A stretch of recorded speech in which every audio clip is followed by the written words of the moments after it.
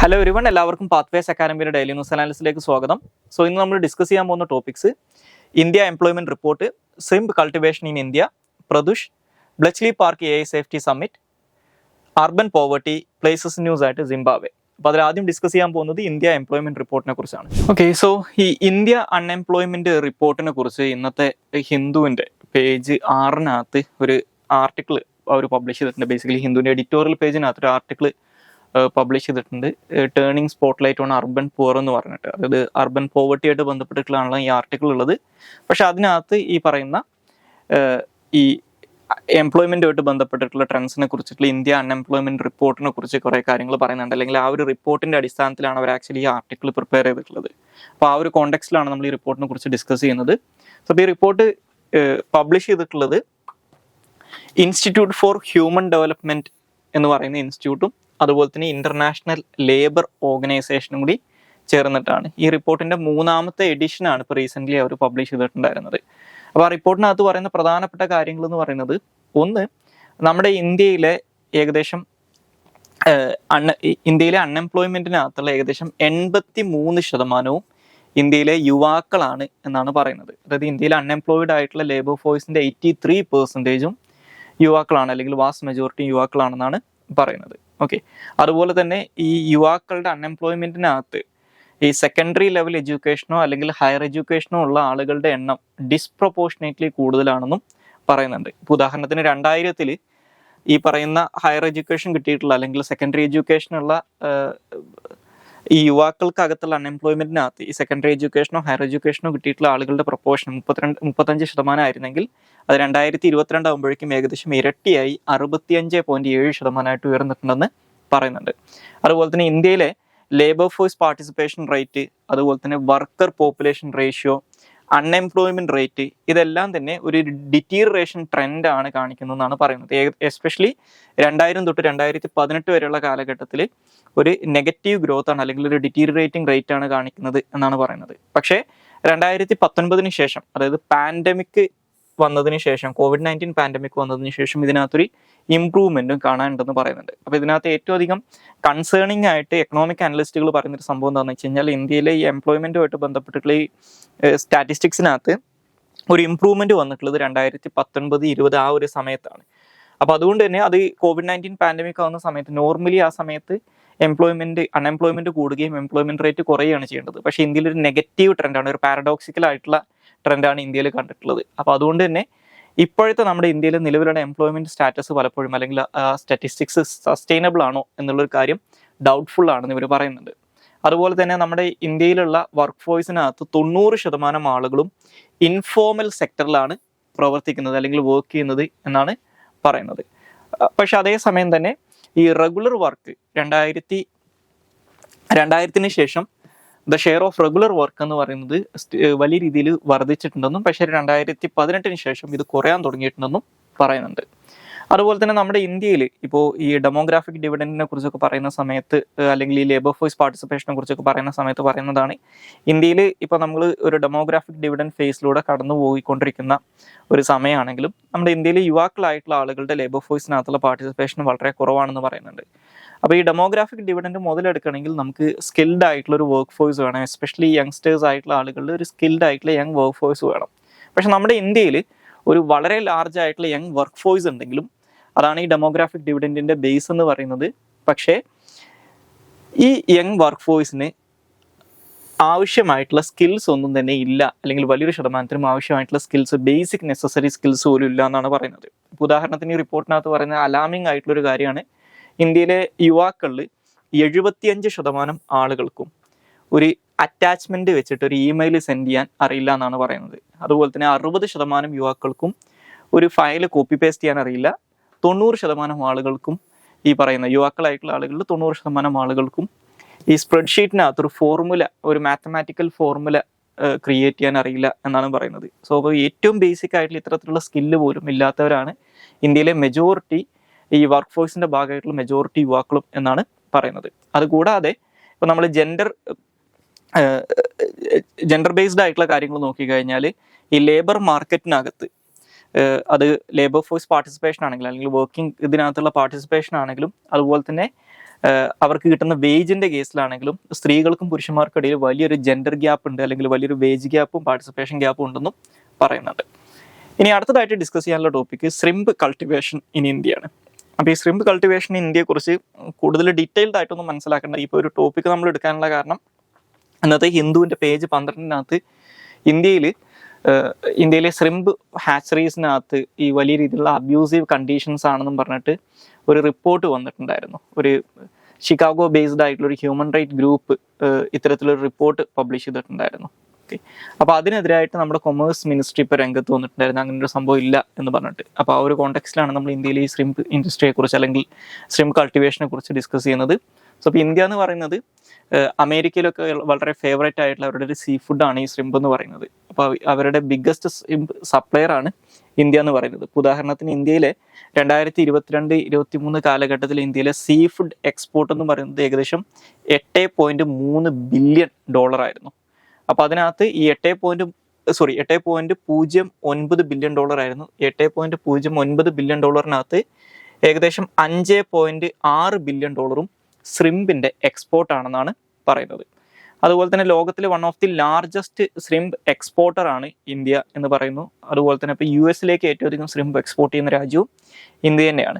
ഇപ്പോൾ 2022-23 കാലഘട്ടത്തിലൊക്കെ ഇന്ത്യയിൽ നിന്ന് US-ലേക്കുള്ള ശ്രിമ്പ് എക്സ്പോർട്ട് എന്ന് പറയുന്നത് ഏകദേശം $2.4 ബില്യൺ പറയുന്നത്. ഓക്കെ, അപ്പോൾ ഈ മറ്റുള്ള, അതായത് സമാനമായിട്ട് ശ്രിമ്പ് എക്സ്പോർട്ട് ചെയ്യുന്ന രാജ്യങ്ങളെക്കാട്ടിലൊക്കെ ഈ ഒരു കാര്യത്തിൽ US-ലേക്ക് എക്സ്പോർട്ട് ചെയ്യുന്ന കാര്യത്തിൽ ഇന്ത്യ മച്ച് അഹെഡ് ആണെന്നാണ് പറയുന്നത്. ഓക്കെ, അപ്പോൾ ഈ ഒരു റിപ്പോർട്ട് പബ്ലിഷ് ചെയ്തിട്ടുണ്ടായിരുന്നത് ഷിക്കാഗോ ബേസ് ചെയ്തിട്ട് നമ്മുടെ ഇന്ത്യയിലെ ശ്രിമ്പ് ഹാച്ചറീസിലുള്ള ആളുകളുടെ വർക്കിംഗ് കണ്ടീഷൻസ് വളരെ മോശമാണെന്ന് പറഞ്ഞിട്ട് റിപ്പോർട്ട് പബ്ലിഷ് ചെയ്തിട്ടുണ്ടായിരുന്നത് ഷിക്കാഗോ ബേസ് ചെയ്തിട്ടുള്ള ഒരു കോർപ്പറേറ്റ് അക്കൗണ്ടബിലിറ്റി ലാബ് എന്ന് പറയുന്ന ഒരു ഷിക്കാഗോ ബേസ്ഡ് NGO ആണ്. അപ്പോൾ ആ ഒരു റിപ്പോർട്ടിന്റെ ബേസിസിലാണ് ഇങ്ങനെ ഒരു കാര്യം വന്നിട്ടുള്ളത്. ഓക്കെ, അപ്പോൾ ഇന്ത്യയിൽ പ്രധാനമായിട്ടും ശ്രിമ്പ് ഹാച്ചറീസ് ഉള്ളത് ഇന്ത്യൻ സ്റ്റേറ്റ് ആയിട്ടുള്ള ആന്ധ്രാപ്രദേശിലാണ്. ഏകദേശം 70% ശ്രിമ്പും വരുന്നത് ആന്ധ്രാപ്രദേശിൽ നിന്നാണ്. അതുപോലെ തന്നെ ഈ ശ്രിമ്പ് ഹാച്ചറീസിൽ പ്രധാനമായിട്ടും വർക്ക് ചെയ്യുന്നത് സ്ത്രീകളാണ്. ഏകദേശം 70% വർക്കേഴ്സും സ്ത്രീകളാണെന്നാണ് പറയുന്നത്. ഓക്കെ, സോ അപ്പോൾ ഈ ഒരു കാര്യങ്ങൾ ജസ്റ്റ് ഒന്ന് അറിഞ്ഞിരിക്കുക. ഇനി നമുക്ക് അടുത്തതായിട്ട് ഡിസ്കസ് ചെയ്യാനുള്ള ടോപ്പിക്ക് പ്രദൂഷിനെ കുറിച്ചാണ്. സോ പ്രദൂഷ് എന്ന് പറയുന്നത് ഇപ്പോൾ ഇന്ത്യയിൽ നമ്മൾ ഇപ്പോൾ വർക്ക് നടന്നുകൊണ്ടിരിക്കുന്ന, അല്ലെങ്കിൽ അതിൻ്റെ ഏറ്റവും ബേസിക് ലെവൽ വർക്ക് നടന്നുകൊണ്ടിരിക്കുന്ന ഒരു റേഡിയോ ടെലിസ്കോപ്പാണ്. ഈ മൂണിൻ്റെ ഫാർ സൈഡിൽ ഇടാൻ വേണ്ടിയിട്ട്, അല്ലെങ്കിൽ മൂണിൻ്റെ ഫാർ സൈഡിൽ ഡിപ്ലോയ് ചെയ്യാൻ വേണ്ടിയിട്ട് ഇന്ത്യ പ്ലാൻ ചെയ്യുന്നൊരു ടെലിസ്കോപ്പാണ് ഈ പറയുന്ന പ്രദൂഷ് എന്ന് പറയുന്ന റേഡിയോ ടെലിസ്കോപ്പ്. അപ്പോൾ അതിനെക്കുറിച്ച് ഇന്നത്തെ ഹിന്ദുവിൻ്റെ സയൻസ് പേജിനകത്ത് ഡീറ്റെയിൽഡ് ആയിട്ടുള്ള ഒരു ആർട്ടിക്കിൾ വന്നിട്ടുണ്ട്. അപ്പോൾ ആ ഒരു കോണ്ടെക്സ്റ്റിലാണ് നമ്മളിത് ഡിസ്കസ് ചെയ്യുന്നത്. അപ്പോൾ ഈ പ്രദൂഷ് എന്ന് പറയുന്നത് ഒരു സഫിസ്റ്റിക്കേറ്റഡ് ആയിട്ടുള്ള റേഡിയോ ടെലിസ്കോപ്പ് ആണെന്ന് മനസ്സിലാക്കുക. ഇത് ഇപ്പോൾ ഡെവലപ്പ് ചെയ്തുകൊണ്ടിരിക്കുന്നത്, അല്ലെങ്കിൽ ഇത് ഡെവലപ്പ് ചെയ്യണോ വേണ്ടോ എന്നുള്ള രീതിയിലുള്ള കാര്യങ്ങൾ നടന്നുകൊണ്ടിരിക്കുന്നത്, അല്ലെങ്കിൽ ഡെവലപ്പ് ചെയ്യാൻ വേണ്ടിയിട്ട് പ്ലാൻ ചെയ്യുന്നത് രാമൻ റിസർച്ച് ഇൻസ്റ്റിറ്റ്യൂട്ട് ആണ്. അത് ISROയുടെ സഹായത്തോട് കൂടിയിട്ടാണ്, സപ്പോർട്ടോട് കൂടിയിട്ടാണ് ഇത് ഡെവലപ്പ് ചെയ്യുന്നത്. സോ അപ്പോൾ ഇതൊരു റേഡിയോ ടെലിസ്കോപ്പ് ആണെന്ന് മനസ്സിലാക്കുക. അപ്പോൾ ഈ റേഡിയോ ടെലിസ്കോപ്പ് ബേസിക്കലി യൂസ് ചെയ്യുന്നത് നമ്മുടെ യൂണിവേഴ്സിൻ്റെ എമർജൻസിനെ കുറിച്ച്, അല്ലെങ്കിൽ തുടക്കത്തിൽ നടന്നിട്ടുള്ള ഫിനോമിനാസിനെ കുറിച്ചൊക്കെ പഠിക്കാൻ വേണ്ടിയിട്ടാണ്. അപ്പോൾ നമ്മുടെ ഭൂമിയിൽ നിന്നുള്ള റേഡിയോ ടെലിസ്കോപ്പുകൾക്കുള്ളൊരു ഡിസഡ്വാൻറ്റേജ് എന്ന് പറയുന്നത് ഈ ടെലിസ്കോപ്പുകൾ യൂസ് ചെയ്യുന്ന സെയിം ഫ്രീക്വൻസീസിലുള്ള വേറെ ഒരുപാട് റേഡിയോ എക്യുപ്മെൻറ്റുകൾ നമ്മുടെ എർത്തിൽ പ്രവർത്തിക്കുന്നുണ്ട്. അപ്പോൾ വലിയ രീതിയിലുള്ള ഡിസ്റ്റർബൻസ് ഉണ്ടാവും. അതായത് കൃത്യമായിട്ട് ഇവർക്ക് സിഗ്നൽസ് ഒന്നും ക്യാപ്ചർ ചെയ്യാൻ പറ്റാത്തൊരവസ്ഥ വരും. അപ്പോൾ ഈ മൂണിൻ്റെ ഫാർ സൈഡിൽ ഈ ടെലിസ്കോപ്പ് ഡിപ്ലോയ് ചെയ്ത് കഴിഞ്ഞാൽ അഡ്വാൻറ്റേജ് എന്ന് പറഞ്ഞു കഴിഞ്ഞാൽ നമ്മുടെ മൂണ് നമ്മൾ ഭൂമിയിൽ നിന്ന് കാണുന്നത് എപ്പോഴും മൂണിൻ്റെ ഒരു സൈഡ് മാത്രമാണ്. സോ നമുക്ക് കാണാൻ പറ്റാത്ത സൈഡാണ് മൂണിൻ്റെ ഫാർ സൈഡ് എന്ന് പറയുന്നത്. അപ്പോൾ ആ ഫാർ സൈഡിൽ ഇത്തരത്തിലുള്ള യാതൊരു തരത്തിലുള്ള ഇൻ്റർഫിയറൻസും ഉണ്ടാവില്ല. അപ്പോൾ അതുകൊണ്ട് തന്നെ ഈ മൂണിൻ്റെ ഏറ്റവും ക്വയറ്റസ്റ്റ് ആയിട്ടുള്ള, ഏറ്റവും അധികം സൈലൻ്റ് ആയിട്ടുള്ള ലൊക്കേഷനായിട്ട് പറയുന്നത്, സോളാർ സിസ്റ്റത്തിൽ തന്നെ ഏറ്റവും സൈലൻ്റ് ആയിട്ടുള്ള ലൊക്കേഷനായിട്ട് പറയുന്നത് ഈ ഒരു സ്ഥലമാണ്. അപ്പോൾ അവിടെ ഈ കോസ്മിക് റേഡിയോ സിഗ്നൽസിന് ഇൻ്റർഫിയറൻസ് ഒന്നും ഉണ്ടാവില്ല. അപ്പോൾ അത് കൃത്യമായിട്ട് ഇവർക്ക് ക്യാപ്ചർ ചെയ്യാനും അനലൈസ് ചെയ്യാനും പറ്റും എന്നാണ് പറയുന്നത്. അപ്പോൾ ഇത് എവിടെയാണ് ഡിപ്ലോയ് ചെയ്യാൻ വേണ്ടി തീരുമാനിച്ചിട്ടുള്ളതെന്ന് മനസ്സിലാക്കുക. മൂണിൻ്റെ ഫാർ സൈഡിലാണ് ഇത് ഡിപ്ലോയ് ചെയ്യാൻ വേണ്ടി തീരുമാനിച്ചിട്ടുള്ളത്. പക്ഷേ ഓർത്തിരിക്കുക, ഇത് വളരെ ഇനീഷ്യൽ സ്റ്റേജിലുള്ളൊരു പ്രൊജക്റ്റാണ്. ഇതിൻ്റെ ഡീറ്റെയിൽഡ് ആയിട്ടുള്ള സ്റ്റഡീസൊക്കെ ഇപ്പോൾ നടന്നുകൊണ്ടിരിക്കുന്നേ ഉള്ളൂ എന്ന് മനസ്സിലാക്കുക. അപ്പോൾ ഇതിന് സിമിലർ ആയിട്ടുള്ള രീതിയിൽ US-ഉം മൂണിൻ്റെ ഫാർ സൈഡിൽ, അവിടെ ഇപ്പോൾ ഇന്ത്യയുടെ കേസിൽ നമ്മൾ മൂണിൻ്റെ ഫാർ സൈഡിൽ മൂണിൻ്റെ ഓർബിറ്റിലാണ് ഇത് ഡിപ്ലോയ് ചെയ്യാൻ പോകുന്നത്, ഒരു സ്പേസ് ടെലിസ്കോപ്പ് പോലെ. പക്ഷേ US-ൻ്റെ കേസിൽ മൂണിലുള്ള ഒരു ക്രേറ്ററിൽ, അവരിത്തരത്തിൽ നമ്മളിപ്പോൾ ഭൂമിയിലൊക്കെ ലാൻഡിലൊക്കെ ഈ പറയുന്ന ടെലിസ്കോപ്പുകൾ നിർമ്മിക്കുന്നത് പോലെ തന്നെ മൂണിൽ ഒരു പെർമനൻ്റ് ആയിട്ട് സ്ട്രക്ചർ ബിൽഡ് ചെയ്തിട്ട് അവിടുത്തെ ഒരു ക്രേറ്ററിൽ ഒരു ഇത്തരത്തിലുള്ള റേഡിയോ ടെലിസ്കോപ്പ് ബിൽഡ് ചെയ്യാൻ വേണ്ടിയിട്ട് നാസയുടെ ഒരു പ്രോഗ്രാം ഉണ്ട്. ഓക്കെ, ഒരു ലൂണാർ ക്രേറ്റർ റേഡിയോ ടെലിസ്കോപ്പ് എന്ന് പറയുന്നത്. ഓക്കെ, അപ്പോൾ അതിനൊക്കെ സമാനമായിട്ടുള്ളൊരു പ്രൊജക്റ്റാണ് ഇതും എന്ന് മനസ്സിലാക്കുക. അപ്പോൾ ഇപ്പോൾ നിലവിൽ ഇത് പ്ലാൻ ചെയ്തേക്കുന്നത് 2 ഫേസിലായിട്ടാണ് ഈ ഒരു പദ്ധതി പ്ലാൻ ചെയ്തേക്കുന്നത്. ഫസ്റ്റ് ഫേസിൽ നമ്മുടെ എർത്തിൻ്റെ ഓർബിറ്റിൽ ഈ ടെലിസ്കോപ്പ് എത്തിച്ചിട്ട് അവിടെ വെച്ചിട്ട് ചില ടെസ്റ്റിംഗ് ഒക്കെ കണ്ടക്ട് ചെയ്യും. ഇതിൻ്റെ സെക്കൻഡ് ഫേസിലാണ് ഈ പ്രത്യുഷ് എന്ന് പറയുന്നത് ലൂണാർ ഓർബിറ്റിൽ ഡിപ്ലോയ് ചെയ്യുകയും അവിടുന്ന് ലൂണാറിൻ്റെ സർഫസിലേക്ക്, മൂൺ സർഫേസിലേക്ക് ഇതിനെ ലാൻഡ് ചെയ്യുകയും അവിടുന്ന് ഇത് പ്രവർത്തിപ്പിക്കുകയും ചെയ്യുമെന്ന് പറയുന്നത്. ഇനി അടുത്തതായിട്ട് ഡിസ്കസ് ചെയ്യാനുള്ള topic Bletchley Park artificial intelligence safety summit ആണ്. അപ്പോൾ ഈ ഒരു സമ്മിറ്റ് നടന്നിട്ട് കുറച്ച് കാലമായിട്ടുണ്ട്. കാരണം കഴിഞ്ഞ വർഷമാണ് ഈ സമ്മിറ്റ് നടന്നിരുന്നതെങ്കിലും ഇപ്പോൾ ഇതുമായിട്ട് ബന്ധപ്പെട്ട് ഇന്നത്തെ ഇന്ത്യൻ എക്സ്പ്രസിൻ്റെ page 13 what is the US-UK deal on AI safety testing എന്ന് പറഞ്ഞിട്ട് ഒരു ആർട്ടിക്കിൾ പബ്ലിഷ് ചെയ്തിട്ടുണ്ട്. അപ്പോൾ ആ ഒരു കോണ്ടെക്സ്റ്റിലാണ് ഇതിനെക്കുറിച്ച് ഡിസ്കസ് ചെയ്യുന്നത്. സോ ഈ Bletchley Park AI safety summit എന്ന് പറയുന്നത്, അല്ലെങ്കിൽ AI സേഫ്റ്റി സമ്മിറ്റ് എന്ന് ചുരുക്കി പറയുന്ന ഈ ഒരു സമ്മിറ്റ് ആർട്ടിഫിഷ്യൽ ഇൻ്റലിജൻസുമായിട്ട് ബന്ധപ്പെട്ട് നടന്നിട്ടുണ്ടായിരുന്ന ഒരു ഇൻ്റർനാഷണൽ കോൺഫറൻസ് ആണെന്ന് മനസ്സിലാക്കുക. അതായത് ആർട്ടിഫിഷ്യൽ ഇൻ്റലിജൻസിൻ്റെ സേഫ്റ്റിയും അതുപോലെ തന്നെ അതിൻ്റെ റെഗുലേഷൻസിനെ കുറിച്ചിട്ടുള്ള കാര്യങ്ങൾ ചർച്ച ചെയ്യാൻ വേണ്ടി നടന്നിട്ടുണ്ടായിരുന്ന ഒരു ഇൻ്റർനാഷണൽ സമ്മിറ്റാണ്. അത് 2023 നവംബറിൽ ഈ ലണ്ടനിലുള്ള ഒരു ബ്ലെച്ച്ലി പാർക്ക് എന്ന് പറയുന്ന സ്ഥലമുണ്ട്. ബേസിക്കലി ഈ ബ്ലെച്ച്ലി പാർക്ക് എന്ന് പറയുന്നത് പണ്ട് സെക്കൻഡ് വേൾഡ് വാറിൻ്റെ സമയത്തൊക്കെ ഈ കോഡ് ബ്രേക്കിങ്ങിനൊക്കെ വേണ്ടിയിട്ട്, അതുപോലെ തന്നെ ഇനീഷ്യൽ സ്റ്റേജിൽ ഈ കമ്പ്യൂട്ടറുകളുടെ ഡെവലപ്മെൻറ്റിനകത്തൊക്കെ വളരെ പ്രധാനപ്പെട്ട കുറേ ഇൻസിഡൻറ്റ് നടന്നിട്ടുള്ള ഒരു പ്രദേശമാണ്. അപ്പോൾ ഹിസ്റ്റോറിക്കലി ഈ ഒരു ടെക്നോളജി റിലേറ്റ് ചെയ്തിട്ടുള്ള ഒരു പ്രദേശമാണ് ഈ ബ്ലെച്ച്ലി പാർക്ക് എന്ന് പറയുക. അപ്പോൾ അതുകൊണ്ടാണ് ഇവിടെ വെച്ചിട്ട് ഈ ഒരു സമ്മിറ്റ് നടത്താനുള്ള കാരണം. സോ ആർട്ടിഫിഷ്യൽ ഇൻ്റലിജൻസുമായിട്ട് ബന്ധപ്പെട്ട് നടന്നിട്ടുള്ള ആദ്യത്തെ ഗ്ലോബൽ സമ്മിറ്റാണിത്. ഇതിനകത്ത് 28 രാജ്യങ്ങൾ പങ്കെടുത്തിട്ടുണ്ടായിരുന്നു. അതുകൂടാതെ ഈ ആർട്ടിഫിഷ്യൽ ഇൻ്റലിജൻസിൻ്റെ ഏരിയയിൽ വർക്ക് ചെയ്യുന്ന പ്രധാനപ്പെട്ട ChatGPT ഉൾപ്പെടെയുള്ള കമ്പനീസിൻ്റെ റെപ്രസെൻറ്റേറ്റീവ്സും ഇതിനകത്ത് പാർട്ടിസിപ്പേറ്റ് ചെയ്തിട്ടുണ്ടായിരുന്നു. പിന്നെ AI ഡെവലപ്മെൻറ്റുമായിട്ട് ബന്ധപ്പെട്ടുള്ള ഇമ്പോർട്ടൻ്റ് ആയിട്ട് രാജ്യങ്ങളായിട്ടുള്ള US-ഉം ചൈനയൊക്കെ ഇതിനകത്ത് പാർട്ടിസിപ്പേറ്റ് ചെയ്തിട്ടുണ്ടായിരുന്നു എന്ന് അറിഞ്ഞിരിക്കുക. അപ്പോൾ ഈ ഒരു സമ്മിറ്റിനകത്ത് ഒരു പ്രധാനമായിട്ടും കോൺസെൻട്രേറ്റ് ചെയ്തിട്ടുണ്ടായിരുന്നത് ഫ്രോണ്ടിയർ AI ടെക്നോളജീസിനെ കുറിച്ചാണ്. സോ ഫ്രോണ്ടിയർ AI ടെക്നോളജീസ് എന്ന് പറഞ്ഞു കഴിഞ്ഞാൽ ഈ AI ടെക്നോളജീസിനകത്ത് തന്നെയുള്ള ഏറ്റവും കേപ്പബിൾ ആയിട്ടുള്ള ഫൗണ്ടേഷൻ മോഡൽസ് ആണത്. അതായത് വളരെ ഡേഞ്ചറസ് ആയിട്ടുള്ള കേപ്പബിലിറ്റീസ് ഉണ്ടാക്കിയെടുക്കാൻ ചാൻസ് ഉള്ള ഒരു AI മോഡലാണ് ഈ ഫ്രോണ്ടിയർ AI ടെക്നോളജി അല്ലെങ്കിൽ ഫ്രോണ്ടിയർ AIs എന്ന് പറയുന്നത്. അപ്പോൾ അതിനെക്കുറിച്ചാണ് പ്രധാനമായിട്ടും ചർച്ച നടന്നിട്ടുണ്ടായിരുന്നത്. അപ്പോൾ ഇതിൻ്റെ അവസാനം ഇവരൊരു ബ്ലെച്ച്ലി ഡിക്ലറേഷൻ എന്ന് പറയുന്നൊരു ഡിക്ലറേഷൻ എല്ലാ ഇതിനകത്ത് പാർട്ടിസിപ്പേറ്റ് ചെയ്തിട്ടുള്ള ആളുകളെല്ലാവരും കൂടി സൈൻ ചെയ്തിട്ട് ഡിക്ലറേഷൻ പബ്ലിഷ് ചെയ്തിട്ടുണ്ടായിരുന്നു. ബേസിക്കലി ഈ പറയുന്ന ഈ AI-യുടെ നെഗറ്റീവ് ഇമ്പാക്റ്റിനെ കുറിച്ച് അല്ലെങ്കിൽ അതിൻ്റെ പൊട്ടൻഷ്യൽ ആയിട്ടുള്ള കാറ്റസ്ട്രോഫിക് എഫക്ട്സിനെ കുറിച്ച് പഠിക്കാനും അല്ലെങ്കിൽ അതിനെ മാനേജ് ചെയ്യാനും ഒരുമിച്ച് വർക്ക് ചെയ്യാം എന്നും, എസ്പെഷ്യലി ഈ ഫ്രോണ്ടിയർ AI ആയിട്ട് ബന്ധപ്പെട്ട് ഇത്തരത്തിലുള്ള ഈ ഹ്യൂമാനിറ്റിയുടെ എക്സിസ്റ്റൻസിനൊക്കെ തകർക്കുന്ന രീതിയിൽ ഈ ഫ്രോണ്ടിയർ AI ഡെവലപ്പ് ചെയ്യാതിരിക്കുന്നതിന് വേണ്ടിയിട്ടുള്ള കാര്യങ്ങൾ ചെയ്യുമെന്നൊക്കെയാണ് ഈ ഒരു ബ്ലെച്ച്ലി ഡിക്ലറേഷനകത്ത് പറയുന്നത്. ഇനി അടുത്തതായിട്ട് ഡിസ്കസ് ചെയ്യാനുള്ള ടോപ്പിക്ക് അർബൻ പോവർട്ടിയെ കുറിച്ചാണ്. സോ ഈ അർബൻ പോവർട്ടിയായിട്ട് ബന്ധപ്പെട്ട് ഞാൻ തുടക്കത്തിൽ പറഞ്ഞ ദ ഹിന്ദുവിൻ്റെ എഡിറ്റോറിയൽ പേജിനകത്ത് വന്നിട്ടുള്ള ആ ഒരു article turning the spotlight on the urban poor എന്ന് പറയുന്ന ആർട്ടിക്കിളിനകത്ത് ഡീറ്റെയിൽഡ് ആയിട്ടുള്ള കുറേ കാര്യങ്ങൾ ഈ അർബൻ പോവർട്ടിയായിട്ട് ബന്ധപ്പെട്ട് പറയുന്നുണ്ട്. അപ്പോൾ ഈ അർബൻ പോവർട്ടിയുടെ പ്രധാനപ്പെട്ട റീസൺസ് ആയിട്ട് പറയുന്ന കാര്യങ്ങൾ എന്ന് പറയുന്നത്, ഒന്ന് ഇനഡക്വേറ്റ് ആയിട്ടുള്ള എംപ്ലോയ്മെൻറ്റ് ഓപ്പർച്യൂണിറ്റീസ് ആണ്. അതായത് നമ്മൾ ഇന്ത്യയിലെ അൺഎംപ്ലോയ്മെൻറ്റ് റേറ്റ് നോക്കിക്കഴിഞ്ഞാൽ റൂറൽ ഏരിയാസിനെക്കാട്ടിലും അൺഎംപ്ലോയ്മെൻറ്റ് റേറ്റ് കൂടുതലാണ് അർബൻ ഏരിയാസിൽ. അതുപോലെ തന്നെ higher unemployment rate compared to rural areas. അതുപോലെ തന്നെ rapid urbanisation and informal settlements. അതായത് അർബനൈസേഷൻ വളരെ റാപ്പിഡായിട്ട്, ഇപ്പോൾ ഇന്ത്യയിലുള്ള അർബനൈസേഷൻ എന്ന് പറയുന്നത് വളരെ ഫാസ്റ്റ് പേസിലാണ് നടക്കുന്നത്. അപ്പോൾ ഈ പറയുന്ന റൂറൽ ഏരിയാസിൽ നിന്ന് അർബൻ ഏരിയാസിലേക്ക് വലിയ രീതിയിലൊരു മൈഗ്രേഷൻ, ഇൻറ്റേർണൽ മൈഗ്രേഷൻ ഇന്ത്യയിൽ നടക്കുന്നുണ്ട്. അപ്പോൾ അങ്ങനെ വരുന്ന സമയത്ത് ഈ സ്ലംസിൻ്റെ ഒക്കെ ഡെവലപ്മെൻറ്റിന് ഇത് കാരണമാകും. കാരണം ഈ റൂറൽ ഏരിയാസിൽ നിന്ന് മാനുവൽ ലേബറിന് വേണ്ടിയിട്ട് അല്ലെങ്കിൽ കൺസ്ട്രക്ഷൻ സൈറ്റുകൾ പോലുള്ള സാധാരണഗതിയിലുള്ള അൺസ്കിൽഡ് ആയിട്ടുള്ള ജോലികൾ ചെയ്യാൻ വേണ്ടിയിട്ട് കുടിയേറുന്ന ആളുകൾക്ക് അഫോർഡബിൾ ആയിട്ടുള്ള ഹൗസിങ്ങും കാര്യങ്ങളൊന്നും അർബൻ ഏരിയാസിൽ കിട്ടിക്കൊള്ളുന്നില്ല. അപ്പോൾ അവർ സ്വാഭാവികമായിട്ടും ഈ പറയുന്ന ഇൻഫോർമൽ ആയിട്ടുള്ള സെറ്റിൽമെൻറ്റുകളായിരിക്കും താമസിക്കുക, കൂടുതലും സ്ലംസിലൊക്കെ ആയിരിക്കും. അപ്പോൾ കൂടുതൽ സ്ലംസ് ഡെവലപ്പ് ചെയ്യാനും, അത് ബേസിക്കലി സ്ലംസിലുള്ള ജീവിത സാഹചര്യങ്ങൾ എന്ന് പറയുന്നത് വളരെ മോശമായിരിക്കും. ഹെൽത്ത് ഇഷ്യൂസും കാര്യങ്ങളൊക്കെ വരാനുള്ള ചാൻസ് കൂടുതലാണ്. അപ്പോൾ ഇതും ഇവിടുത്തെ പോവർട്ടിക്ക് ഒരു കാരണമാണെന്ന് പറയാം. അഫോർഡബിൾ ആയിട്ടുള്ള ഹൗസിംഗ് ഷോർട്ടേജ് ഉണ്ട്. അതുപോലെ തന്നെ ഈ അർബൻ സർവീസസിലേക്ക് അല്ലെങ്കിൽ മുനിസിപ്പൽ സർവീസസിലേക്കുള്ള ലിമിറ്റഡ് ആക്സസ്, എസ്പെഷ്യലി ഇങ്ങനെയുള്ള ഇൻഫോർമൽ ആയിട്ടുള്ള സെറ്റിൽമെൻറ്റുകളിൽ ഇവർക്ക് ഈ പറയുന്ന വെള്ളമോ അല്ലെങ്കിൽ വൈദ്യുതിയോ അങ്ങനെയുള്ള കാര്യങ്ങളൊന്നും ഈ ഗവൺമെൻറ് സർവീസസ് ഒന്നും കിട്ടുന്നുണ്ടാവില്ല.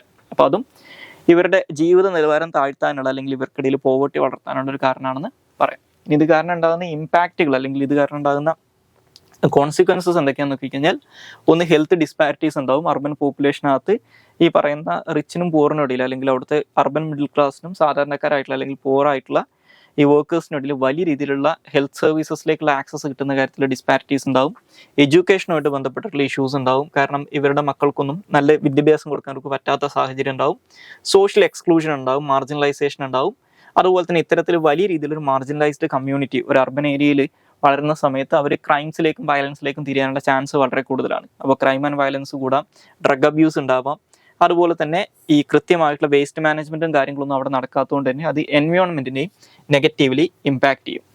ഇനി ഈ അർബൻ ഏരിയാസിൻ്റെ ഡെവലപ്മെൻറ്റിന് വേണ്ടിയിട്ടും അതുപോലെ തന്നെ പോവർട്ടി അലിവിയേഷനൊക്കെ വേണ്ടിയിട്ട് ഗവൺമെൻറ്റിൻ്റെ പ്രധാനപ്പെട്ട ഇനീഷ്യേറ്റീവ്സ് നോക്കിക്കഴിഞ്ഞാൽ ഒന്ന് പ്രധാനമന്ത്രി ആവാസ് യോജനയുടെ അർബൻ എഡിഷൻ ആണ്. അതായത് നമ്മുടെ ഇന്ത്യയിൽ 2022 ആകുമ്പോഴേക്കും എല്ലാവർക്കും സ്വന്തമായിട്ട് വീട് കൊടുക്കണം എന്നുള്ളൊരു ലക്ഷ്യത്തോടു കൂടി ഗവൺമെൻറ് ആരംഭിച്ചിട്ടുള്ളൊരു പദ്ധതിയാണ് പ്രധാനമന്ത്രി ആവാസ് യോജന എന്ന് പറയുന്നത്. നേരത്തെ UPA ഗവൺമെൻറ്റിൻ്റെ സമയത്തൊക്കെ ഉണ്ടായിരുന്ന ഇന്ദിരാ ആവാസ് യോജനയുടെ ഒരു പേര് മാറ്റിയ രൂപമാണ് പ്രധാനമന്ത്രി ആവാസ് യോജന. അപ്പോൾ അതിൻ്റെ അർബൻ വേർഷനകത്ത് ഇത്തരത്തിലുള്ള സ്ലം ഡ്വല്ലേഴ്സ് ആയിട്ടുള്ള ആളുകൾക്കൊക്കെ വീട് വെച്ച് കൊടുക്കുക എന്നുള്ളത് ഇതിൻ്റെ ഒരു ലക്ഷ്യമാണ്.